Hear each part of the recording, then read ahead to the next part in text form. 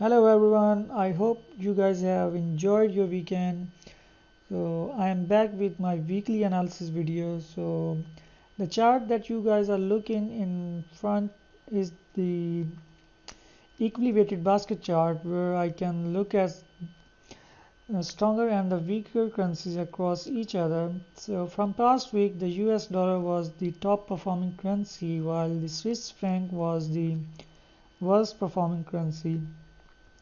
So let's get back to the charts now and see. Okay, this is the US dollar chart, and I'm actually expecting the US dollar to test this 50% area or this 100% Fibonacci projected area, which is in line with my yearly moving average. So this week I'm actually expecting the US dollar to appreciate, and let me just look at the momentum on other time frame because this is the daily chart that I'm looking at now. So let me look at yes, there is momentum on the 4-hour chart. The daily momentum is building while the momentum is already on the weekly chart. So yes, I'm expecting the US dollar to appreciate this week. So I'm scoring US dollar +2 for this week. Let me just look at some other charts. Okay, let's look at the euro now. Euro is still trading within the channel, within the bullish channel. Let me just look at some other charts here. The momentum is actually getting slower on the daily chart and the weekly chart as well. So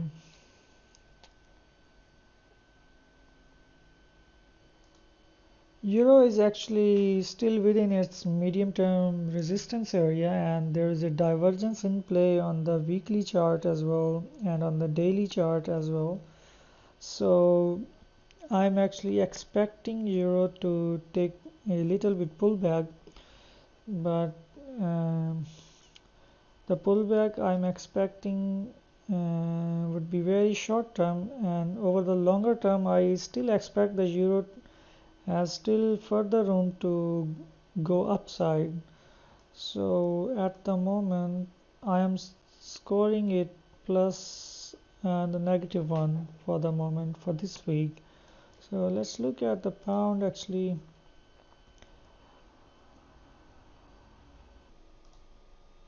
pound had a fantastic run past week.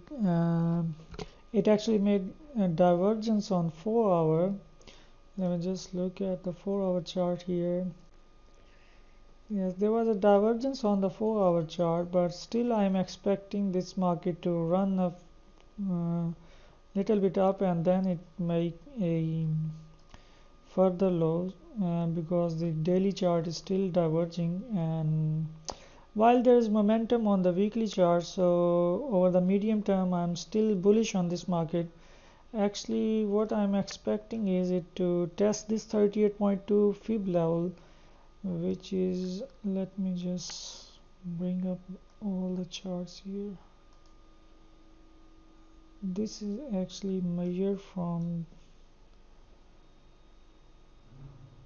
August 2015 to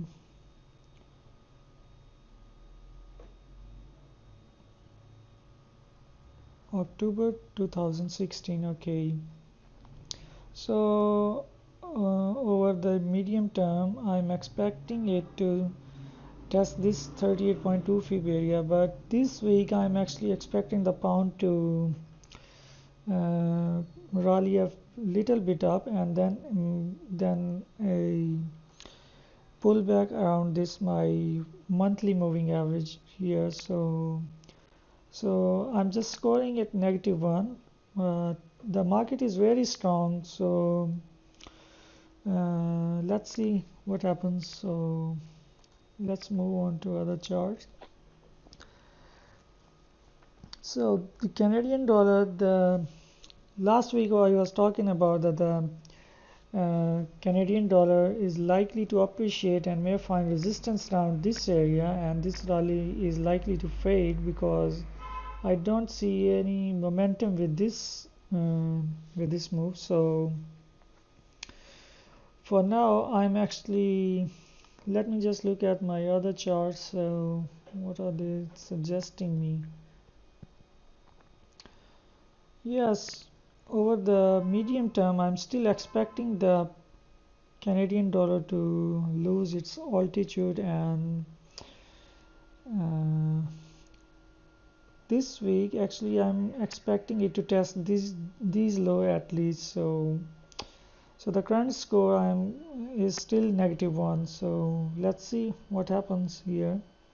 Actually, there was a divergence here. It was, yeah, it was divergence on histogram and not on this. Yes. So, but anyway, I can look at my other charts, my higher time frame charts. They are suggesting me that the market is gonna make a further low here, or at least test these lows. So still score is -1. Let me look at the Australian dollar here. Okay, so the Australian dollar chart is testing its prior support area here. So the momentum is very slow in this market. Actually, there is a hidden divergence in play here. So let me just, overall the trend is down, but for now actually I'm looking at uh, an upside to at least test this monthly moving average here, and then a fresh sell-off to make another new low here. Actually, the market is still trading inside this uh, medium term bearish channel here. So as you can see, this was a, because there are a lot of minor trends in a major trend. So like in this case here, this is a major bearish trend here, major bearish channel here, and there is a minor bearish trend here. So but over the medium term, I'm expecting the Aussie dollar to at least come back to these, to test this the base of this channel here. So the current score is +1 for this week, as I'm expecting Aussie dollar to appreciate this week. So to at least test this monthly moving average here. So let's look at New Zealand now.